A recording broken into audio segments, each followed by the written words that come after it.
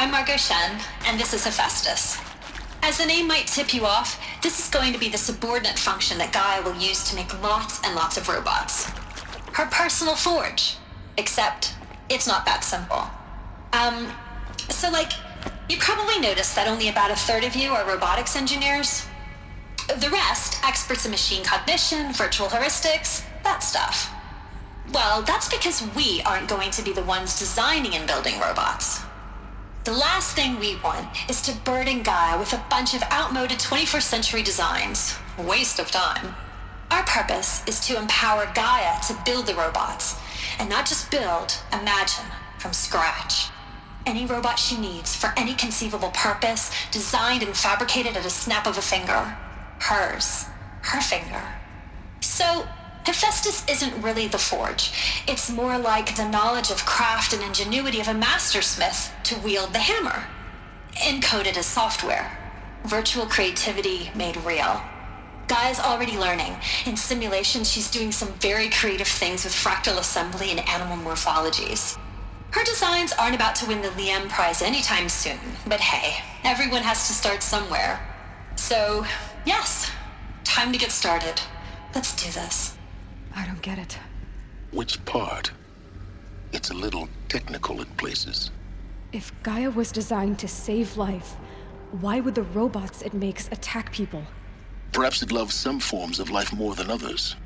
The derangement. The machines weren't always so angry. True. Mostly they were docile until 10, 15 years ago. For years, Hephaestus has been forcing cauldrons to make aggressive machines. I've seen it myself, in the cauldrons. Stalkers, Ravagers, the Thunderjaw. How could it do that? And why? Why indeed?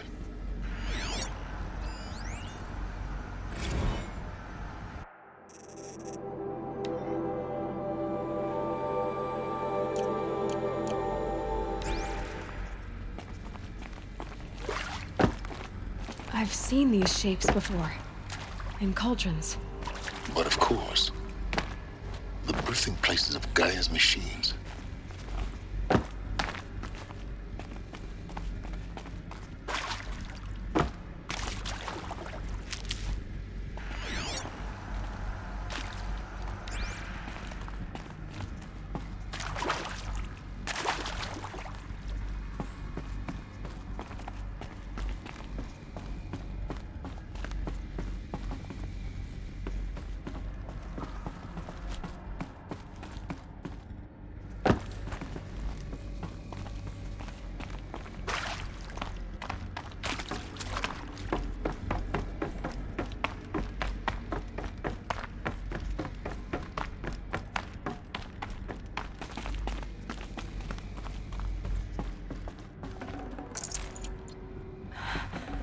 I think this is it. Elisabet Sobeck's office. But it's sealed off. There's got to be a way. More eclipse. Careful now.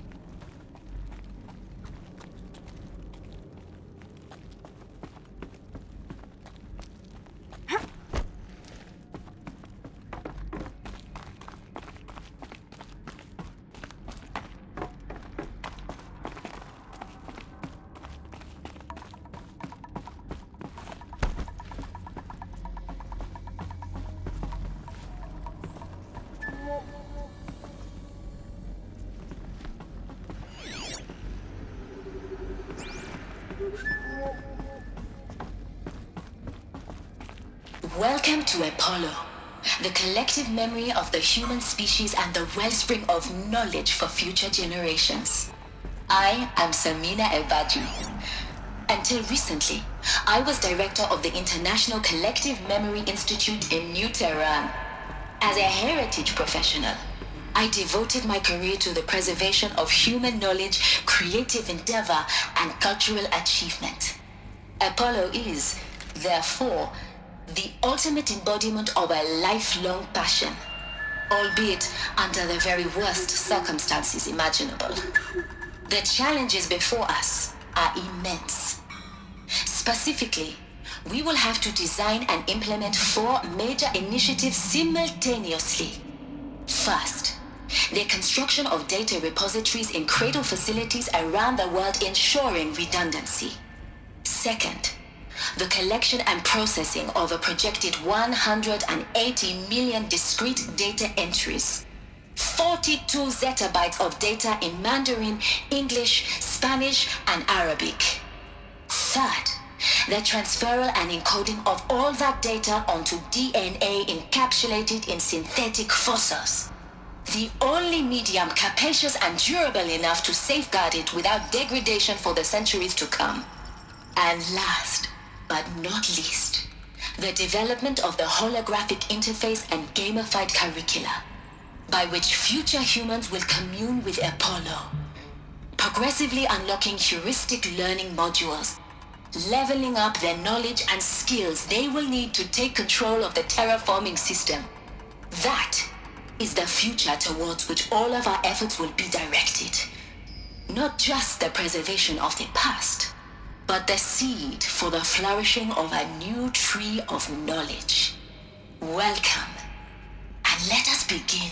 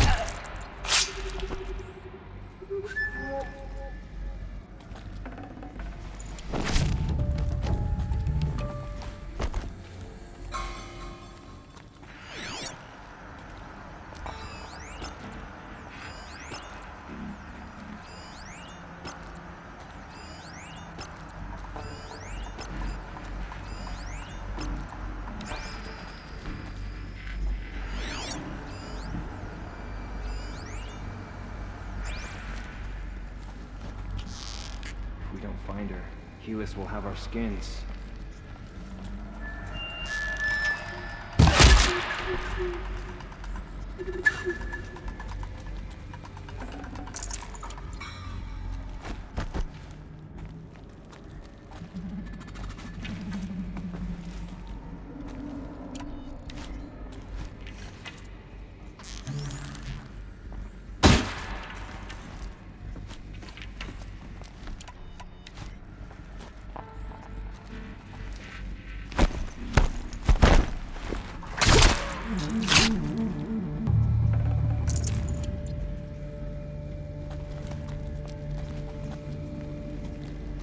Okay.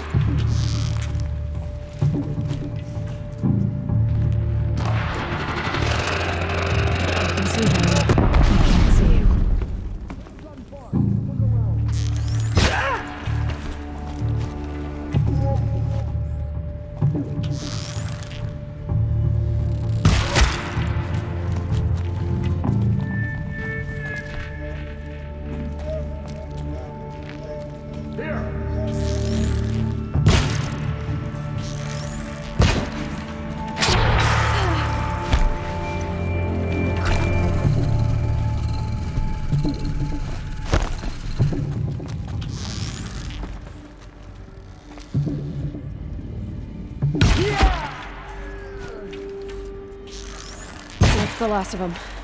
Along once more. In what should have been a cave of wonders. Look around. See if anything is left.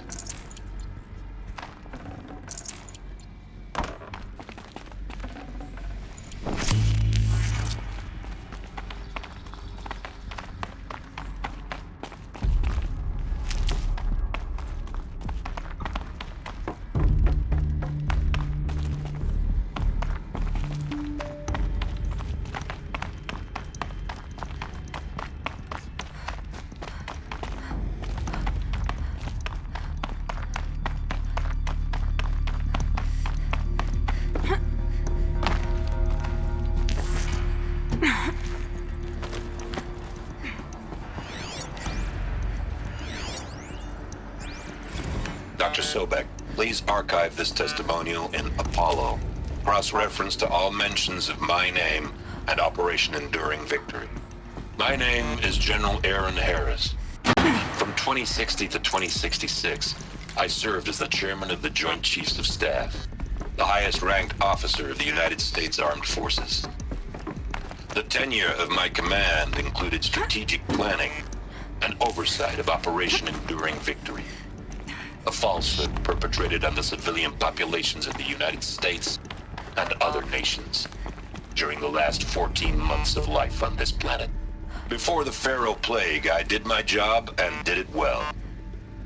I was bold and decisive, crafty in political maneuvers. It wasn't an accident that I rose to my position and became the commander of the largest mechanized force ever assembled. But to what end? My only lasting achievement was the extinction of life on Earth. And my one redeeming act, if any, was to delay that extinction by days or weeks, by throwing more death at it. It is my hope that there will be no need for men like me in the world to come. If you are one of the people of that future world listening to this message, please know that I am sorry and that I wish you well. Sincerely, Aaron Harris. Welcome to Hades, Zero Dawn's Extinction Failsafe Protocol, the ultimate killer app. Now, I know what you're thinking. The purpose of Gaia is to resurrect life. So why give her a subordinate function, only purpose of which is to wipe out life all over again? I mean, what? Just plumb crazy, ain't it? Well, no, it isn't. Reconstituting a biosphere? That's a tall order. Tech smart as Gaia may be, odds are she won't get it right the first time. I mean, imagine you're Gaia, 200 years from now, and this new biosphere growing, it's all gone wrong.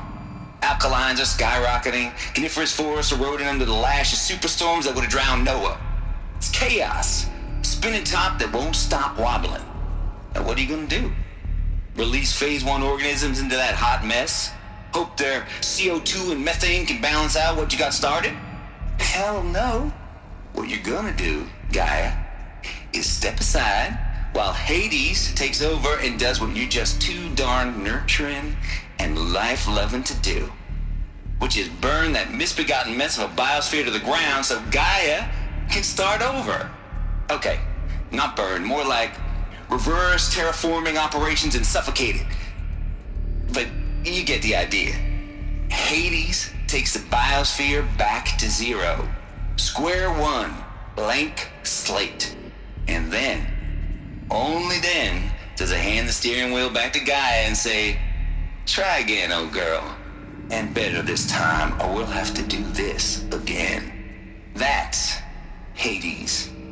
It's pretty badass when you think about it. Extinction on demand. Death on speed dial.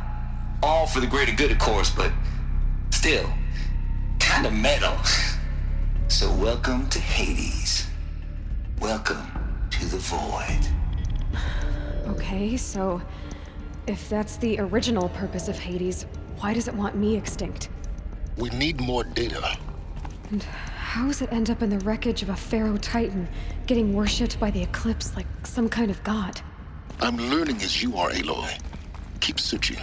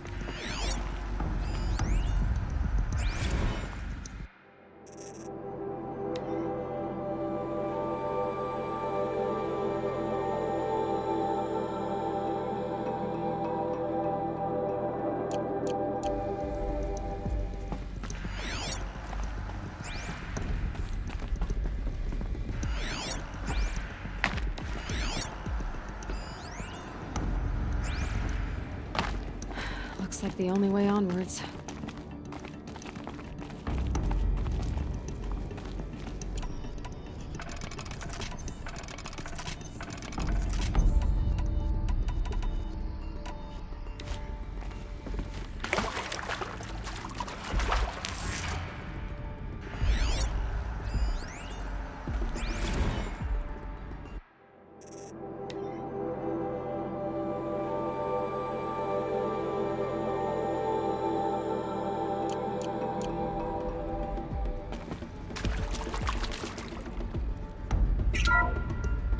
Welcome to Eleuthia, the crown and king of Gaia's subordinate functions.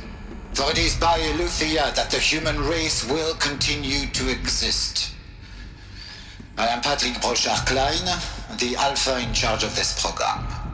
Now let one thing be perfectly clear from the outset. Eleuthia is not a genetic engineering project. Our goal is to preserve the human genome, not alter it. A snapshot of human genetic diversity, literally frozen in time. The genetic quintessence of our species, unmodified. Under my watch, our activities and initiatives will comply with the 2034 clone provisions and the 2048 Rally Accords. Now that may seem a quaint, even trivial concern to you in light of present circumstances. But, as one of the authors of the Accords, it is far from trivial to me. The practical challenges before us are staggering in scope and complexity, but not insurmountable. No. Global collation and provisional storage of zygotes, perfection of exogenic technologies, design and perfection of servitors to provide nurture and inculcation during early child development. All of these program components must and will proceed in tandem. Probably needed the wash. Of the breakneck construction of cradle facilities at sites around the world.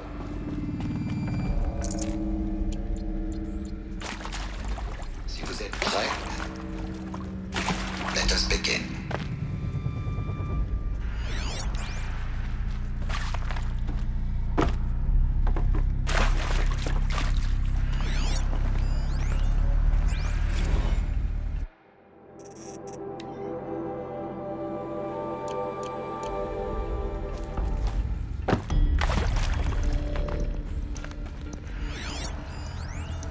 Are these what I think they are? Artificial wombs. Machines to spawn a new generation of human beings.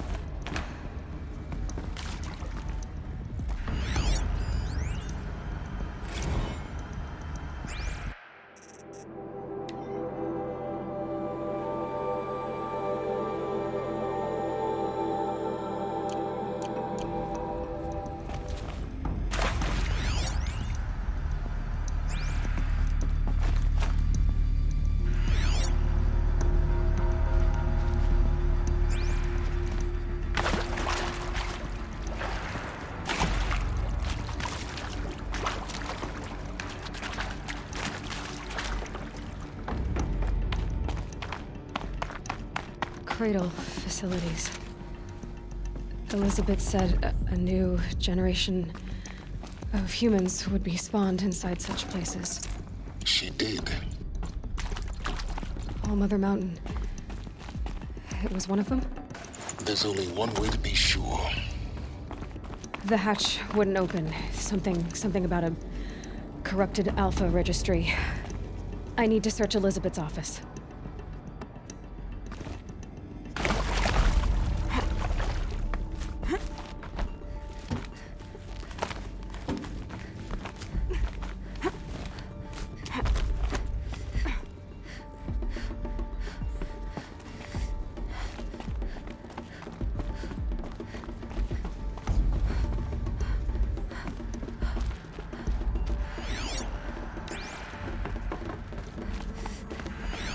Like it used to hold Us would something. benefit from antilopine morphologies, though caprid forms show superior load-bearing capability.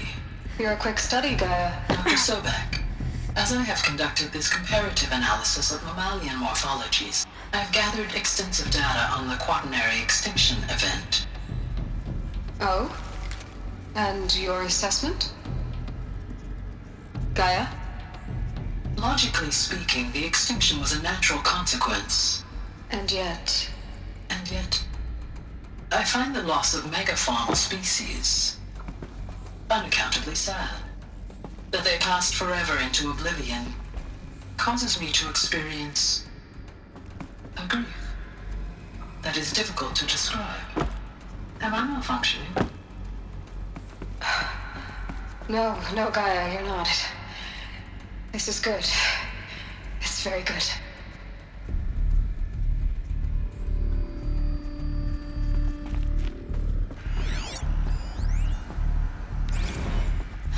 You will undergo a brief period of unconsciousness during relocation to Prime and final instatement. Elisabet, may I speak outside protocol? When you're back up and running at the new site, we'll bring the subordinate functions online and see where we stand. Elisabet, I detect distress. Are you all right? I'm fine. I realize that circumstances compel us to launch earlier than we hoped, but all subsystems are operational. The odds stand in our favor. But what if... Gaia, there's nothing left out there. You can't even survive unless you're wearing an environmental suit. There are billions dead, in fear and agony. What if it was all for nothing? Elisabet, extinction was inevitable. Thanks to you, life will have a future. You really believe that? I believe in you, Elisabet. In you, all things.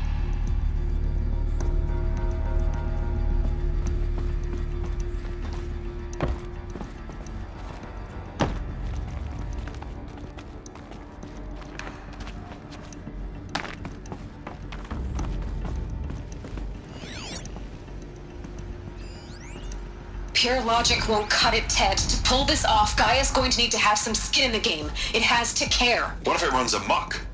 Have we learned nothing from our mistakes? Your mistakes, I think you mean?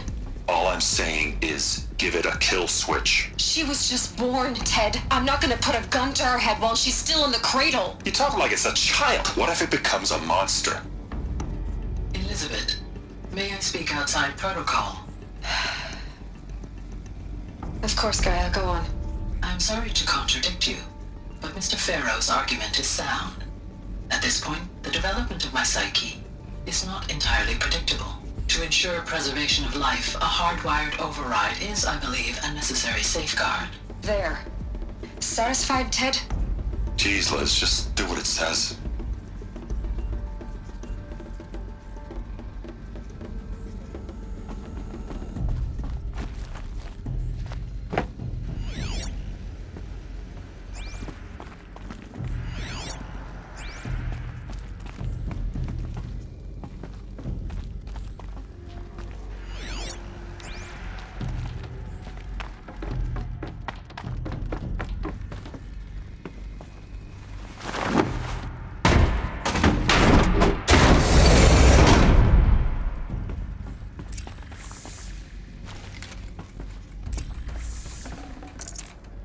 I can't spare the weight.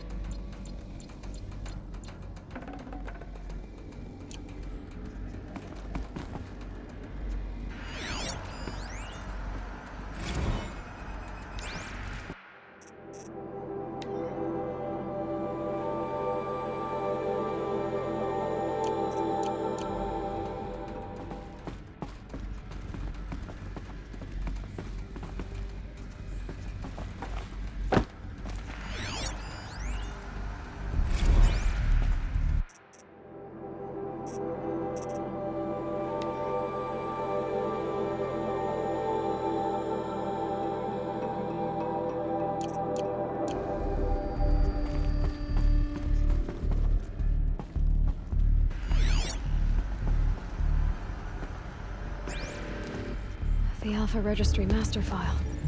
Intact? Yeah. No signs of corruption. Then what are you waiting for? Copy the file. With this, I can restore the registry at the hatch inside Allmother. Open it. Go inside. And grasp the secrets within. Where I was born. Maybe who gave birth to me. Who? Are you really so naive? There will be no who waiting for you there, Aloy. Whatever birthed you into the world was a what, not a who. You bastard. Oh no, I had a legitimate birth. It's you, Aloy, who are the creation of a machine. But what kind of machine and why? Why were you created?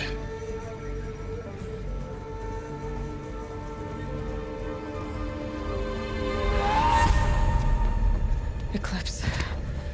You need to get out of there. What you found is too valuable. You're too valuable.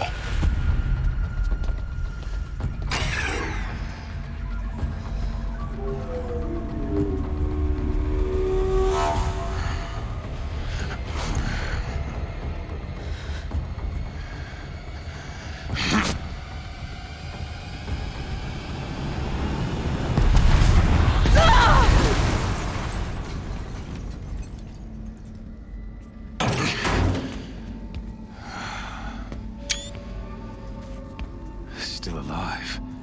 Good. I have a more suitable death in mind for you, child.